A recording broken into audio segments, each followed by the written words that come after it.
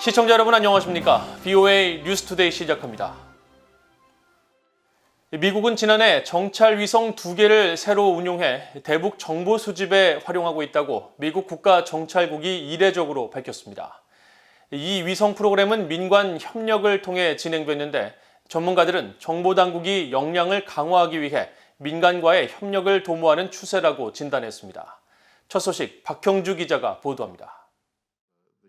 미국 국가정찰국 NRO의 크리스 스컬리스 국장은 7일 미주리주 세인트루이스에서 열린 지구공간 정찰 심포지엄 기조연설에서 미국 정보당국이 새로운 정찰 위성 프로그램 2개를 지난해부터 시범 운영하고 있다는 사실을 이례적으로 공개했습니다. 스컬리스 국장은 그러면서 이 정찰 위성 덕분에 북한 지역을 더 잘 파악할 수 있게 됐다고 밝혔습니다. Both supported earthquake relief in Haiti, imaged areas over Afghanistan to support the evacuation, and provided insight into areas where we've struggled to collect in the past. 스컬리스 국장은 또 이 정찰 위성이 민간 기술과 정부 지원 역량의 결합으로 개발됐으며 구상에서 운용 단계까지 3년이 채 걸리지 않았다고 밝혔습니다. 정찰 위성의 이름과 북한과 관련해 구체적으로 어떤 정보를 제공하는지는 언급하지 않았지만 이런 사실을 공개하는 것 자체가 놀라운 일이라고 자평했습니다. For anyone who's been around the NRO long enough, the fact we're sharing this much information in public is probably a big surprise. 국가정찰국은 1961년 창설됐는데 1992년에서야 일반에 공개됐을 만큼 존재 자체가 한동안 비밀에 붙여졌던 곳입니다.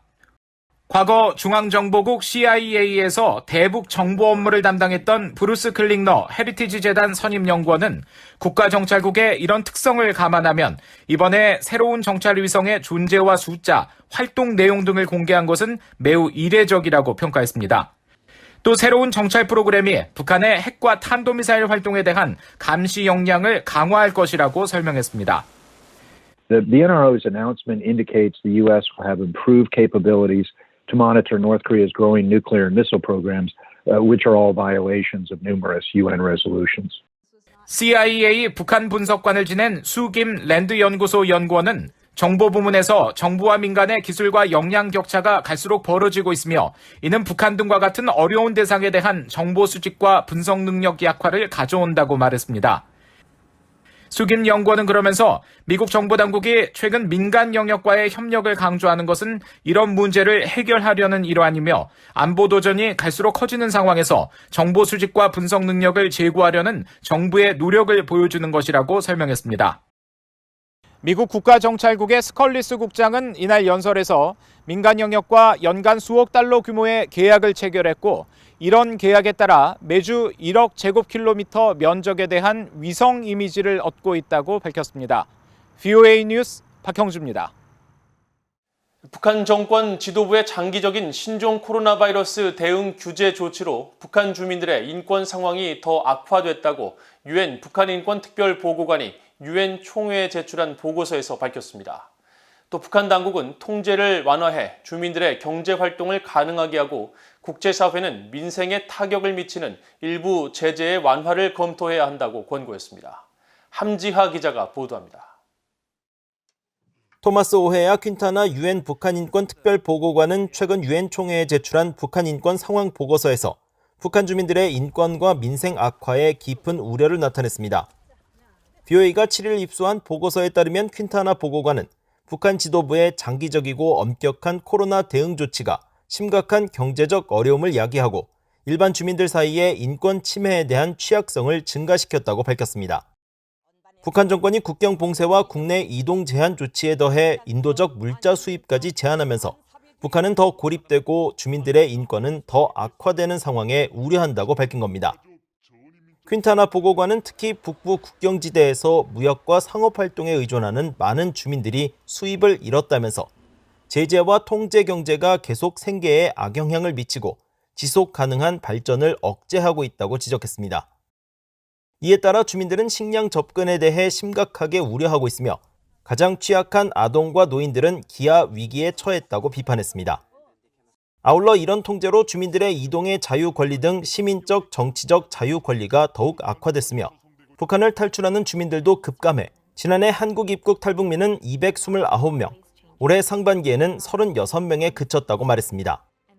이어 반동 사상 문화 배격법으로 인한 주민들의 표현의 자유 등 기본적 권리 탄압 문제, 정치범 수용소의 지속적인 운영과 더 취약해진 수감자들의 생활 환경, 18세 이하 아동 노동 문제 등에 대해 우려를 나타내며 북한의 정책 재고를 거듭 촉구했습니다. 퀸타나 보고관은 7일 BOA에 북한 내 인도주의 위기 상황의 가장 큰 책임은 북한 정권에 있다면서 이에 대한 국가와 국제적 차원의 책임 추궁이 필요하다고 강조했습니다. 그러면서 연료와 기계 예비 부품의 수입 제한 조치가 에너지 안보와 민간 운송, 의료, 농업 부문에도 의도하지 않은 부정적 영향을 미칠 수 있다면서 국제사회가 일부 대북 제재에 대해서는 해제를 검토할 필요가 있다고 말했습니다. 앞서 미국 국무부도 북한의 인도주의 상황은 북한 정권의 책임이란 점을 분명히 하면서 미국은 대북 인도적 지원과 관련한 국제사회의 노력을 지지하고 있다고 강조했습니다. Even when we disagree with a particular regime, we believe that we must work to the best of our ability to do all we can to alleviate the suffering of the people. And so we continue to support international efforts aimed at the provision of critical humanitarian aid to the DPRK. 퀸타나 보고관은 북한 정권은 또 신종 코로나 바이러스 예방 조치 등이 주민들의 경제권과 사회권 등 인권에 미치는 영향을 평가해 권리를 침해하는 조치를 수정해야 한다고 지적했습니다.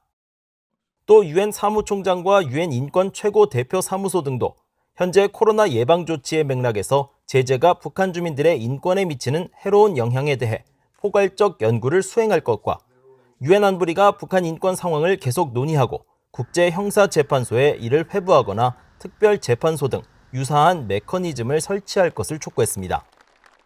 BOA 뉴스 함자입니다.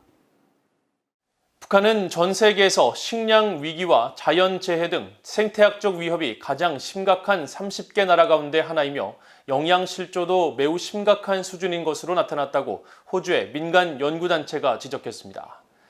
호주에 본부를 둔 민간 연구단체 경제평화연구소 IEP는 7일 공개한 2021 생태 위협 보고서에서 북한은 식량 위기와 자연재해에 빈번하게 노출되고 대처 능력에도 큰 우려가 있다면서 전 세계 178개 나라 가운데 소말리아, 아프가니스탄 등 분쟁 국가들과 함께 생태학적 위협이 가장 심각한 30개 나라 가운데 하나라고 지적했습니다.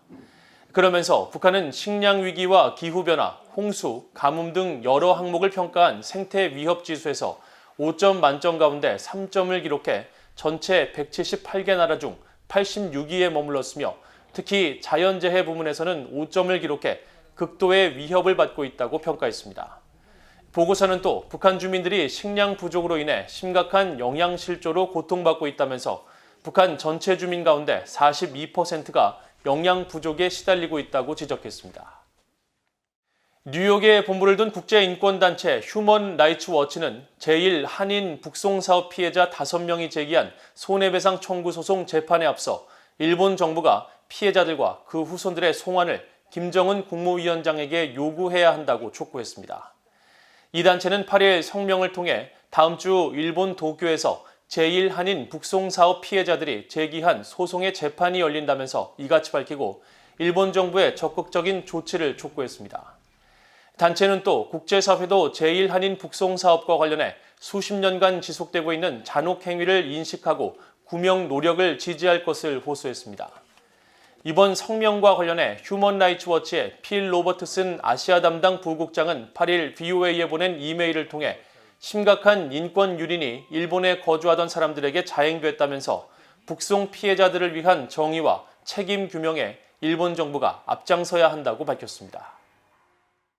북한이 세계 반도핑 규약을 따르지 않는 단체로 지정됐다고 세계 반도핑 기구가 밝혔습니다.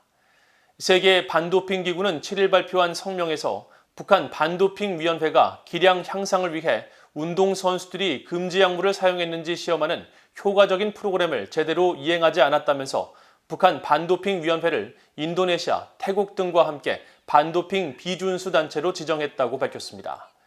이번 조치에 따라 북한 반도핑 위원회는 1년간 또는 자격 회복 시까지 세계 반도핑 기구 관련 행사 참석과 주최가 금지되고 직간접적인 자금 지원도 받을 수 없으며 북한 반도핑위원회의 시료 분석의 경우 승인된 제3기관의 관리 감독 대상이 되고 북한의 각종 국제대회 개최와 국가 차원의 참가 등에도 제약을 받게 됩니다.